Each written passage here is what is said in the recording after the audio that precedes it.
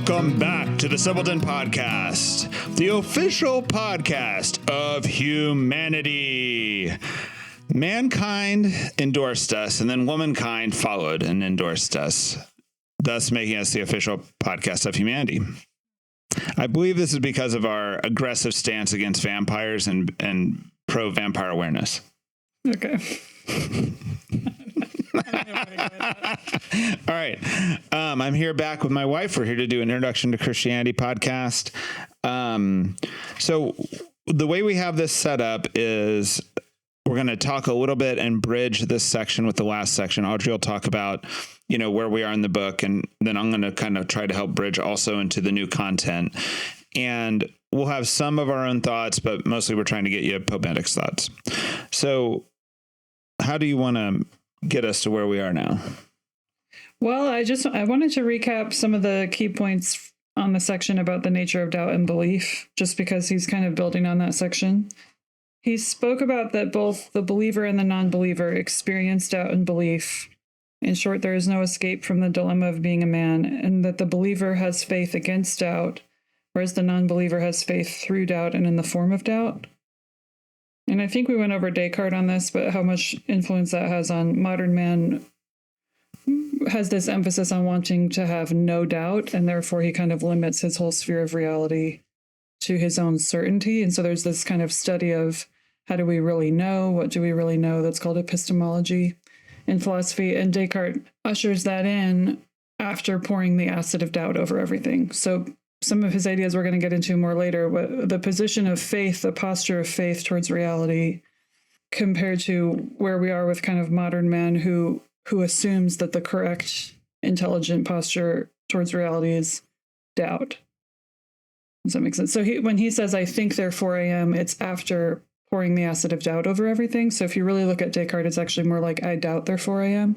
So when Benedict is kind of saying this in kind of a tidy way, that the non-believer has faith through doubt, I think that's a great kind of summary of Descartes and how much influence that has had on modern thought. So anyway, so doubt and belief, he kind of describes the image of the clown in the burning village, and that if we're really kind of honest with ourselves, we know that we're not we don't possess a full knowledge and have a perfectly clear message, that even as believers, we also experience doubt, that all human beings experience doubt and belief, and what the nature of those are. And so the provisional definition of credo, what does it mean to say I believe, is that we don't regard seeing, hearing, and touching, basically all of our senses, we don't regard what we can perceive ourselves as the totality of what concerns us, and that we have a second mode of access to reality, a mode he calls belief, and in it he finds the enlargement of his whole view of the world. Okay, so just kind of wanting to make sure that we get these really essential points from his last section down. So the credo, we already said, an attitude towards reality where we know that what we can see and touch and feel is not the totality of reality. And then he describes that we have such a natural inclination to always go back to that, that we need a continual conversion throughout our lives. And that when we neglect this continual conversion to kind of understand the spiritual and understand reality that's bigger than ourselves, that's bigger than the physical, when we neglect that, we're actually neglecting ourselves. And that, so we require, he uses the phrase, a turn that is new every day. Yeah, I found that kind of interesting, just thinking about evangelism and stuff, that there's a moment of conversion, and then there's constantly recentering and reconverting, but they're both real, I think that this is important because I feel like I'm witnessing people who are in the faith who feel this pressure to kind of act like their faith is perfect all the time. And I don't know if it's because I'm kind of a wimp or what, but I feel like it's very important to have a healthy, honest spiritual life. So I've always been reassured that somebody like Pope Benedict would say, you need to continually convert, because I know experience in myself, this return to just, eat, drink, and be merry, being worried about worldly things and stuff. So the idea that it's so natural to our minds to only focus on earthly things, and that we need that continual kind of jolt at it, so that it's always a leap to kind of remember the greater things. Right. We are neglecting our happiness when we don't take that leap. Right. And that it's ongoing. Because I just feel like there's we heard a talk recently. There's this weird pressure to kind of be like, I used to be such a sinner and now I'm a believer and now everything is perfect, and every single thing I ever think and do is like fully spiritual, and I think it's important to just be honest about what the spiritual life is actually like. I think you're right. I also think that for everyone, including myself, I've kind of noticed how sheepish people are, like how much go with the flow we have in us. And we are literally swimming in a reality where they've tried to kill God. Yeah. Right. And so all the time you've got to readjust your compass and readjust your rudder and remind yourself that this is not what's real. I would say even more so because the culture is so atheistic and against God. It's even more so important to have that continual daily, reminder of the true reality, which he also, I like the phrase, is what actually grants us a truly human existence. Right. And it's almost like we've been given this great gift as humans that we can be philosophical, that we can study and learn and quest for truth. But at the same time, we're also sheep. And sometimes when you're in the middle of the herd going one direction, you feel great about it because you're like... You're like, and that's the assurity I need of the truth is because we're all doing it. Let's go, but that's not great. So there's just this beautiful call that I just think is a edifying reminder of like continually turning away from what you can see and measure yourself, to this greater reality beyond your mind, which actually makes possible all the rest of reality, which is God. So just one last little recap. So he says, the life of faith has always meant a leap. It involves accepting what cannot be seen as the truly real and fundamental. Okay, so no, yeah. So this is like this, I'm going to give you the big concept and then the big new concept. So the big concept was there's a seeable and unseeable reality and faith, and it's actually rational to center yourself in the unseen reality. Okay. The next idea he's presenting is that we always have like a then and now perspective. And the history is the traditional perspective, and the now and future would be the progress and the current reality, right? And that somehow we have gotten ourselves into the point of being so suspicious of tradition, and so it's this almost anti-tradition, if not like anti-ancestor at this point, that we are, one, just have a problem as a society because of that, but two, unfortunately, religion is seen as part of that tradition, and therefore we have this like innate bias against it. Isn't that what, like, all previous generations were horribly racist, horribly patriarchal, horribly whatever, and those are the people who also are part of our communion of saints, and so there's some like weird hostility we have towards the tradition, which is translated onto religion. And I think this goes a lot of different directions. Do you want to try to explain it more? Well, I wanted tradition. So he says, like, we don't want to be the museum attendant of our own past. We don't want to be rear facing. We don't want to just be binding ourselves to yesterday is another phrase he uses. And so the idea of tradition, which is the handing on, like we receive the past and it matters, has been replaced by progress, which is very much focused on what I do to move forward. And I love when I think about tradition, or when I want to like explain it to our kids why it matters, and also drawing ideas from his other book, Faith in the Future, is actually tradition is a forward momentum thing.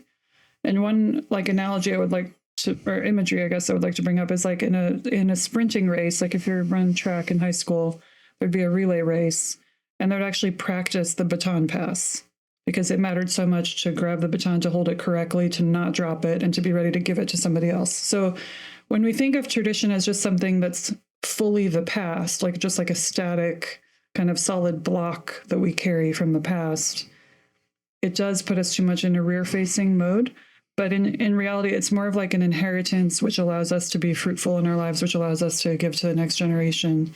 So that what we're being handed both benefits us and will benefit the future. So tradition is a forward-facing thing, which I think is different than the way a lot of people think about it. It's not only looking at the past, it's looking at the past because that matters now and it matters to the future. Whereas what's happening with this emphasis on progress and being obsessed with ourselves and what we can figure out for ourselves is this rejection of the past, which puts people in a lot of stupidity and vulnerable to a lot of really stupid ideas and just repeating all the evils of the past too. So anyway, tradition versus progress is a key idea that we can continue to. I think what's interesting is how anti-historical we've become. And what I mean by that is it's not just that, like, in some ways we've tried to discredit all history, like it was written by biased people, by the victors, whatever you want to say about it, right? And that these people just lack certain insights that they can't be listened to at all. But then at the same time, we're kind of like not teaching people to even trust their own observations. Like something I've seen is, people will go to college and they'll have some, sociology course on what it's like in the inner city and racial tensions and all these things. And they'll come to Simple House, be here a couple years, and then they'll have to talk to somebody about it and they'll start quoting the college course. And it's like, you've had primary source evidence for years now, and you're not speaking from that. You're speaking from something you were told, right? And if we're told like what, society was like in the 50s, which we're told constantly by new movies that come out and by, people's, rants online and stuff like this, right? And it's like, we've all known people who lived in the 50s. You can just go talk to them, or like my thing that bothers me now is like when we're making a lot of movies about the racism of a certain era. There was a terrible one that came out on from Disney about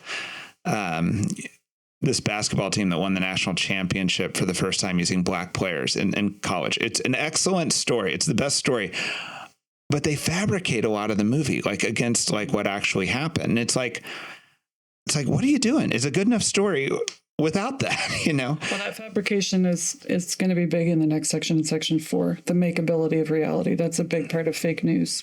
Right. It's like, it's beyond a bias. It's actually like a manipulation, right? Yeah.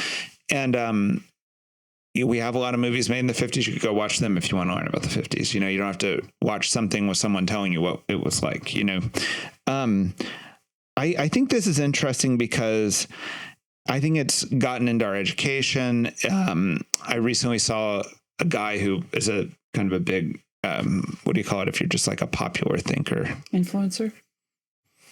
That you just call them popular intellectuals or something like this, right? He's kind of in that realm. And he was talking, he's in his 60s and he's been very liberal his whole life. And he talked about how he never heard of G.K. Chesterton. And he's not Catholic, but he just talked about what a hole in his education that he never heard of G.K. Chesterton, and particularly G.K. Chesterton's proverb about traveling through a forest and finding a fence.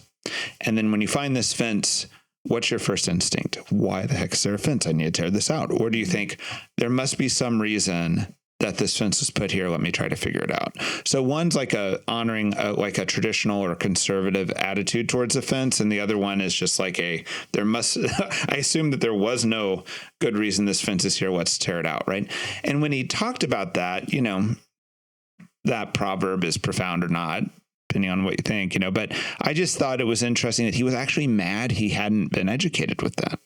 He was mad that he hadn't been shown enough of the other side to even like be able to think of the argument, Right. So when you were talking about people being sheep, education, ducere is to lead, So a lot of people, and when you're talking about people just quoting their college books without like being observant of their own life, that's one of the major concerns of our time, is to make sure that education is being done correctly, because there's so many people absorbing the ideologies. I don't know if I'm making my point. Education is the being led, so ideally in a Catholic education, you're being led out of ignorance, darkness, sinfulness. But there's just a lot of people who are being led like sheep into these ideologies, which are anti-God, anti-history, Marxist and whatever. I think this is the great case for a really Catholic education, because it's like education is formation. Yes. It's not like you get in formation when you're 19 and join a monastery. Right. You've been in formation your whole life. But there's also this weird moment in history that really came to a head, I think, in the last couple of years. And I kind of wish Pope Benedict was commenting on the last couple of years. He went through the sexual revolution of the 60s, all through the end of the Cold. He went through major transitions. But this last transition was interesting, where we got so convinced that like what was a man and what was a woman was like meaningless, and and so anti-historical in all these different ways, that this set of beliefs that had become popular, that were being put forth as like an ideology to be accepted, were something that almost no civilization would have accepted. And even 20, 30 years ago would have been considered ridiculous. Like we'd lost touch. We couldn't even communicate with our ancestors because we'd become so strange in what we were proposing, and I just think if we aren't hostile towards tradition, you don't get there that fast. We needed a much more thoughtful discourse in our society, but we didn't have it because of this anti-traditional mindset. So there's already, as a believer, there's already the stumbling block of the visible and invisible. We have to kind of take this leap into the invisible and kind of trust that there's something bigger than just ourselves and what we can see. And then there's this, what he calls a secondary stumbling block of then and now, where we don't feel very compelled as a believer if it's only relevant to the past. Like, we need to know what matters now, what matters to us, what matters to our future. He makes the point in a different book, I think Jesus of Nazareth, where he talks about that the reason why people have always sought their origin story is actually because they care about their destination. So we care about where do we come from because actually we want to know where we're going. Like, we know we're going to die. We want to know, is there anything bigger, after we die? But anyway, so he's describing as this secondary stumbling block that we used to throughout most of history, that we used to consider tradition as a firm program, something protective, something reliable. And now we have specifically the opposite emphasis in our culture, where we focus on progress, and we think of progress as the promise of life and the future as our obligation. And it just made me think, I know especially when I was in college, the quote, I think it's from Gandhi, and I think there's good things about this quote, but it gets so overused, is you must be the change you wish to see. And I remember that a group of students who were focused on sign language just kind of isolated the quote to just the word change so that they could put it on a sign language t-shirt, just the one word change. And it kind of made it more clear that this quote, there's obviously Gandhi saying you should be a good person, make good changes, act justly so that there's more justice. There's plenty to kind of take from that quote. But this particular emphasis on change as the primary thing is very unsettling from a medical physical standpoint. We have a creation which we have received, and where we are today with transgenderism and all the insanity that has brought is this complete obsession with what we can change, makeability, which again we'll get more into later. I think this change unsettling is true. It's also unsettling when you see the amount of literal faith people have in the progress view. It's like, if at this point you're a believer in communism, you have more faith than almost anyone I've ever met, because you're like, we've tried it so much, we've spent so much resources, but yet let's keep going because it's got to be real. Yeah, try it again. And I felt like the way you end up in huge problems is when you define things by their goal, not by actually what they are. Like the Department of Education. Department of Education is great education everywhere. That's what it's about. It's like, well, no, let's just study what it is. Same with communism, right? Is communism about elevating everyone, equality and fairness, or is it what it is? And it doesn't mean these values are wrong always. These values could be great, but we need to judge things not just by this faith in the progress, but by what they are, in the now, All right, I'm kind of ready to go to the next idea I have on my chunks of ideas list. Is that good? Go for it. All right. One of the weird things about Christianity is that it has a very special relationship with history. That literally God from the unseen becomes the seen in history. There's this historical moment and these ongoing historical moments where the unseen and the seen touch, right? And this means that we, particularly as Christians, cannot disown history. And it also means that the people who like the seen world and like it to behave a certain way, when they see the God come in from the outside, there's this desire and ability to kill him. Yeah. Both in the crucifixion of God, but also in the kind of crucifixion of Christ, but also in the kind of Nietzsche way of God is dead, is that can we create worldviews that just thrust him out of the reality? like kill him that way too. So I think kind of some of the points he had made in the introduction of the book too, were people are gravitating more towards like a spirituality where God is entirely other. It's like they're just like, and he makes the point that it's partly because we don't even see the dignity of ourselves. Like we've reduced ourselves to just dust in the cosmos. And so we have a really hard time thinking that God became man. And that's always been a mind-blowing thing. There's never somebody that's like, oh, of course, God became man, but that it's not only, he doesn't flesh this point out a ton, but it's not only bridging then and now, it's actually bridging eternal and temporal. So Christ enters history, but he's also outside of time. He's both outside of time and in time, and he matters to the past, to the future, and to the current moment, Part of what's going on here, and maybe Audrey's going to be mad because I'm jumping ahead a little bit, but there's these philosophical ideas like materialism or, some Thomas Aquinas God idea or whatever the philosophical idea is, right? And then there's these like ways that we actually live in our reality, which you could call Weltanschauung worldview, like the way you kind of like wear the philosophy into the reality, right?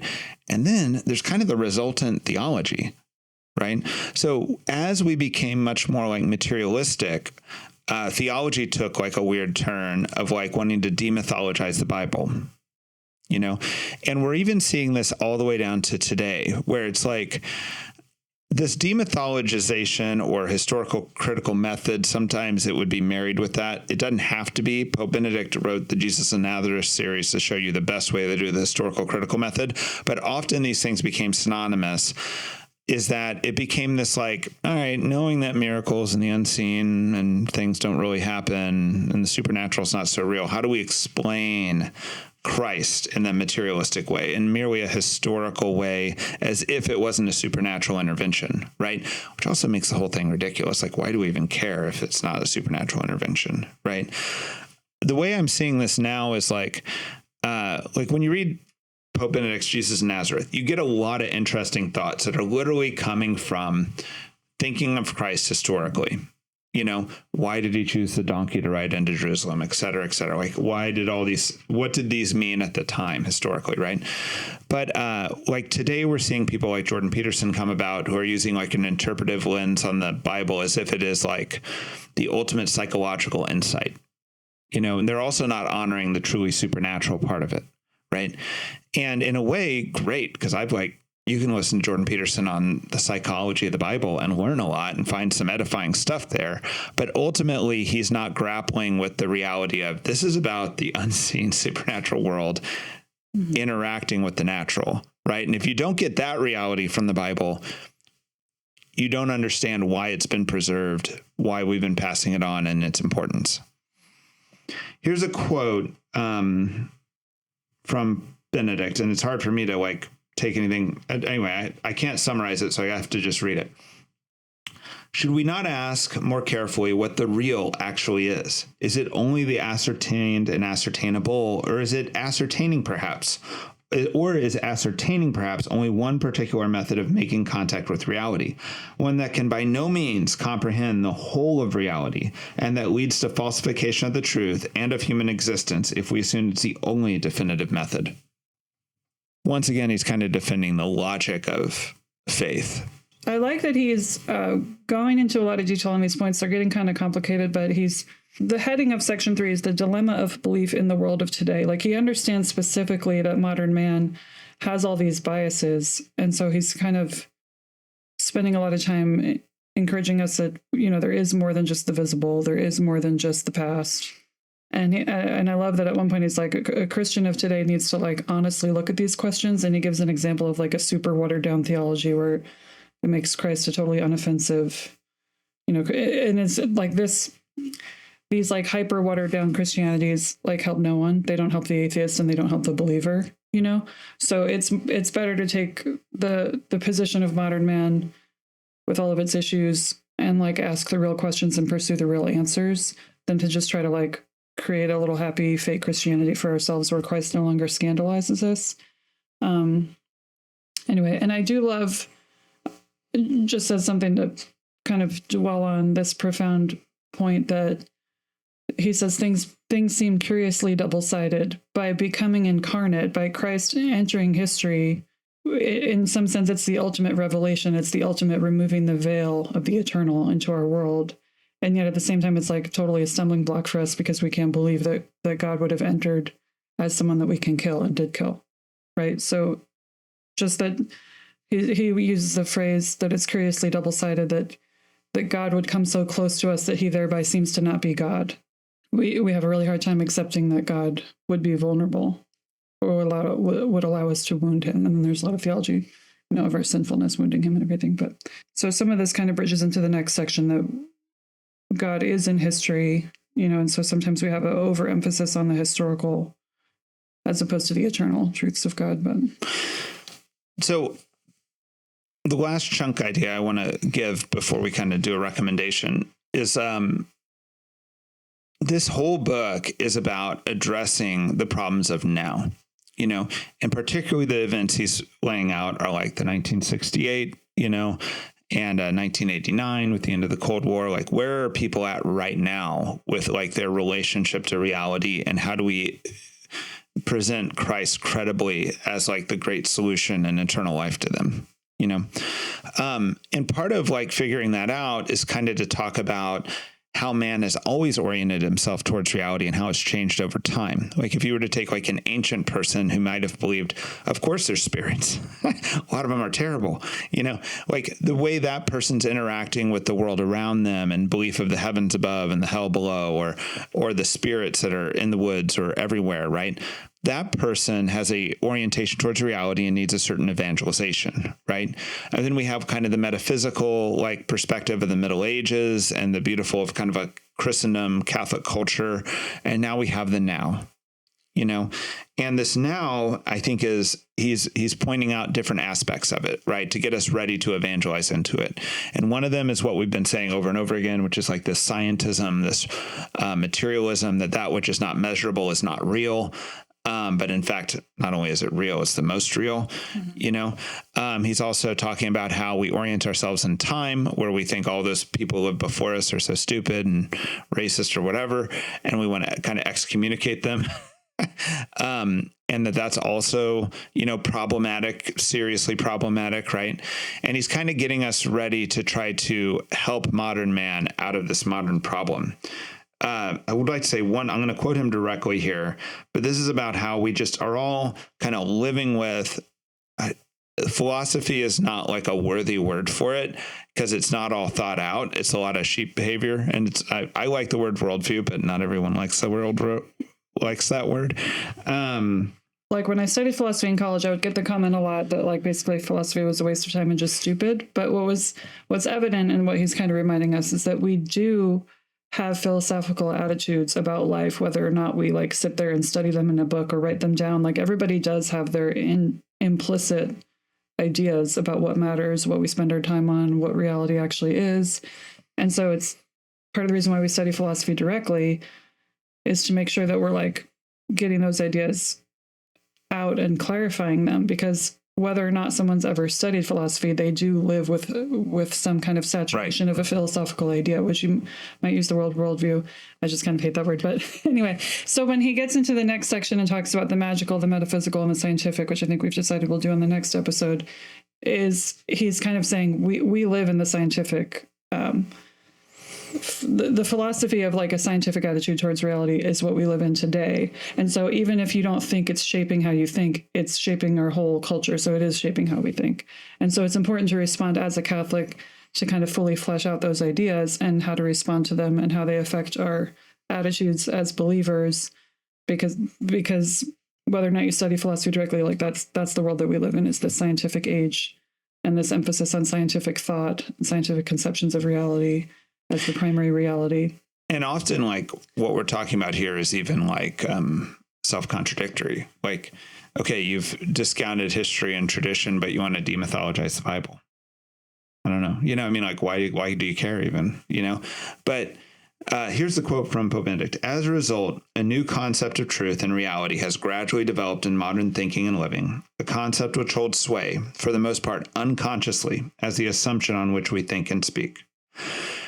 I think that's true. Like one example I have of this is like how we'll talk about history, and then there'll also be like sacred history. There's like Moses and Jesus and St. Paul, but then there's also, Abraham Lincoln, the pharaohs of Egypt. We think of them almost as like two separate timelines, when really they're one. Mm-hmm. Right. But we think of them as two separate timelines because a certain part of our modern thought's hostile to one of those sets of observations. Right. I don't think we can get out of this without talking about modernism and postmodernism for like a moment, because so many people are thinking, obviously that's what this is about. Right. And it is. I want to talk about it in the sense of like the way it is like almost like a sheepish behavior that we jump into, right? Like modernism is typically thought of as that period before World War II and up through World War II, where people had this insane confidence in the ability of man, right, to recreate his reality through communism, through Nazism, through socialism, through like some atheistic projects, etc. And even sometimes Catholics put on modernism because it's so infectious, right? And thought of Catholicism as one more ism amongst those many isms to change the world, right? And then, not because we all read Foucault or some great postmodern thinker, we basically ended a world war with a Holocaust, with a genocide and a multiple atomic bombs. And everybody thought, well, maybe we can't figure it all out. And they like ushered back mystery way too much to the point they doubted all truth, and doubted anyone who thought they had anything figured out, And, but these are very much like popular, like things that you're imbibing all the time more than they are. I sat down and read the greatest postmodern thinkers and I accepted or rejected their thought. And now I'm this way, and I think this is a lot about evangelization, and what Pope Benedict's addressing is how do we give an on-ramp into Christianity to people who have imbibed these different ideas? Yeah. Scientism, which I think Bishop Barron has some good videos on, actual science, which of course Catholics can fully participate. Science versus scientism, which is basically faith in science. Right. And faith that all reality is just scientific reality. I remember the first time I ever helped with RCA, there was like a 17-year-old that was like, I don't believe in God because I like chemistry. I was like, I couldn't even really respond in the moment to like the levels of stupidity in that statement, but she's only 17, but she's obviously absorbing all of this. And so many people have absorbed so much of it. So anyway, we'll continue to get into these thoughts in the next section. So you found a great podcast that we should recommend. Do you want to talk about it, or do you want me to go for it? No, you can go for it. All right. Father Fessio is the Jesuit who founded Ignatius Press. He has a great, it's about an hour-long talk with Bishop Barron. As far as I know, it's only on YouTube because I really wanted it to be audio. Did you find an audio file? Did you listen to it audio, or do you do YouTube? Because Bishop Barron does these interview series, and it's called Bishop Barron Presents. Right. It's like him with other big thinkers. So he has a Father Fessio. It's excellent. It also plays on a little bit of what we're talking about here. Father Fessio was a doctoral student of Pope Benedict. It also said something I didn't realize was happening, that John Henry Newman is up to become a doctor of the church. I then Googled that, and it's real. And they kind of spoke about him as like a father of Vatican II, even though he wasn't alive when Vatican II happened. But his presence mattered to all the big thinkers of Vatican II. So that made me more curious to kind of get more into his thought. But yeah. Yeah, I think what's interesting about Vatican II is people keep talking about whether or not it's a break from tradition or whatever. I just think of it as it's the ultimate tradition. It's that which brought us back to the thing that's interesting about John Henry Newman is he converted not because of all the new theologians, he converted because of the church fathers. He saw the truth of Catholicism from the roots, and I think that's what Vatican II did, is it brought us back to that. But it's a great interview of two guys who lived through a very confusing period. Father Fessio is significantly older than Bishop Barron, so he has some observations of the council and what was going on. It's great. It goes into a lot of de Lubac and Balthasar, who Fessio knew personally, all these guys. So, all right, highly recommend that. Hey, I forgot to mention something at the beginning of the podcast. If you like our podcast, please give us feedback, positive or negative. You can make fun of us or anything you want. But one of the ways you can get feedback is we have a call-in line. And the number is 913-390-3672. And you can leave us a message it's capped out at 3 minutes, and you'd be surprised how many people call the call line and get cut off after 3 minutes because they still haven't said what they wanted to say. So when Lindsay was like, I want to yell at Clark through the screen. Yeah. Go yell. You don't have to yell at me through the screen. Pick up the phone and I will listen to you yell at me. So don't yell at my wife, Audrey, though. She doesn't deserve that. Yeah. So, all right. I feel like I want to apologize that this episode is a little awkward because we had a different idea with each other about where we should start and end, because these ideas all relate. Like, I feel like even in our commentary on the section that we are trying to cover, we're kind of jumping into the next section. So hopefully by next time we'll be a little more polished. It's okay. God loves us anyway. God does love us anyway. All right. Please like, share this on social media. Talk to you later. Thank you for listening to the Simpleton Podcast.